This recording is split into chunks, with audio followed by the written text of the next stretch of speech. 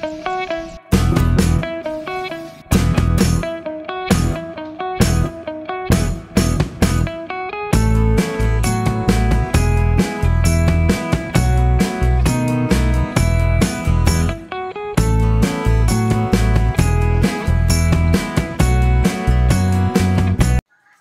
besties semua, akhir pekan kali ini masih dalam rangka menyelesaikan pekerjaan, di mana mengantarkan saya mengunjungi daerah Kulon Progo guys.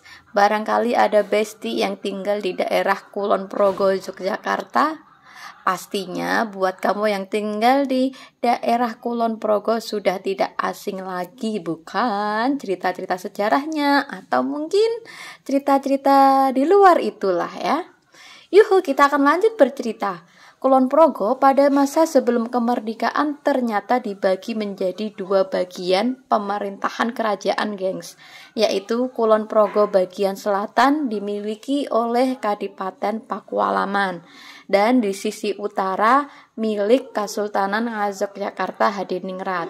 Seperti yang dilansir oleh budaya Jogja prof.go.id, Kulon Progo sebagai daerah swatantra atau otonom. Keberadaan Kulon Progo sebagai wilayah berdaulat sejak dahulu dan sebagian wilayahnya masuk di kawasan Kadipaten Pakualaman. Nah, di spot ini teman-teman udah tahu saya sedang berdiri di mana. Yuhu, betul sekali. Saya sedang berada di alun-alun Wates. Nah, jadi kalau dilihat dari teritorialnya itu, Wates itu ada di bagian tengah-tengah. Tadi kan dibilang Kulon Progo kan dibagi menjadi dua. Nah, si Watesnya ini ada di tengah. Singkat cerita, pada tahun 1903, Wates menjadi ibu kota dari Kabupaten Adikerta. Di masa ini bisa kita bilang sebagai Wates lama lah ya. Nah, si Wates lama ini didirikan oleh masa Pakualaman V sebagai ibu kota Adikerta. FY ini buat teman-teman kalau Kabupaten Adikerto ini masih masuk wilayah kekuasaan Kadipaten Pakualaman yang disebut dengan Pasir Urut Sewu. Kita lanjut, kemudian di tahun 1903, masih tahun yang sama, Wates lama itu digabung dengan Kabupaten Kulon Progo yang dua tadi dan dijadikan Wates ini sebagai ibu kotanya. Tapi dia udah tidak berdiri sendiri, tapi udah masuk di Kulon Progonya, gengs.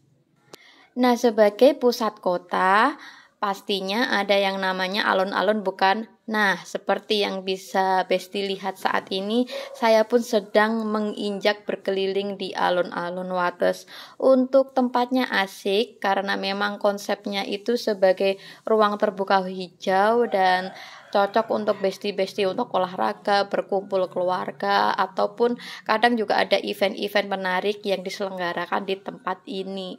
Namanya juga alun-alun, khasnya Jogja itu kan pasti identik dengan ada tanaman di tengah-tengah lah ya. Tapi yang kita bahas bukan itu. Kita akan lanjut ke bangunan tua yang ada di sekitaran alun-alun. Jadi ada beberapa bangunan yang cukup ikonik dan ini nih bangunan peninggalan masa-masa kolonial Belanda. Salah satunya itu ada bangunan kesehatan Kulon Progo. Tidak banyak yang tahu jika bangunan ini nih ternyata dulunya adalah rumah sakit guys. Namanya Rumah Sakit Petronella.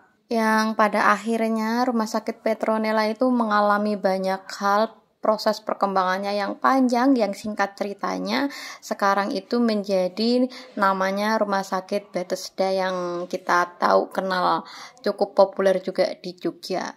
Kemudian kita akan lanjut lagi ke sisi sampingnya itu ada bangunan peninggalan juga, itu namanya Rumah Tahanan Negara kelas 2B yang juga sekarang menjadi bangunan cagar budaya juga guys. Lanjut ke arah timur lagi, dekat dengan perlintasan kereta api itu ada Tugu Pagoda guys namanya. Sebuah tugu yang menurut saya dan menurut banyak orang memang ini tempat tugunya ini tugu yang ikonik juga di alun-alun Wates. Tapi saat saya ke sana kurang terlihat akibat proses pembangunan dan renovasi. Nah, Tugu Pagoda ini salah satu tugu yang dibangun sejak 1931 oleh masyarakat Tionghoa.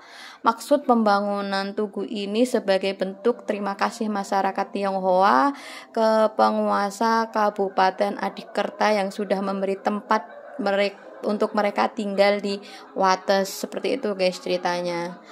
Nah, untuk jalan-jalan kali ini cukup sampai di sini. Kita akan lanjut di episode akhir pekan yang akan datang. Bye bye.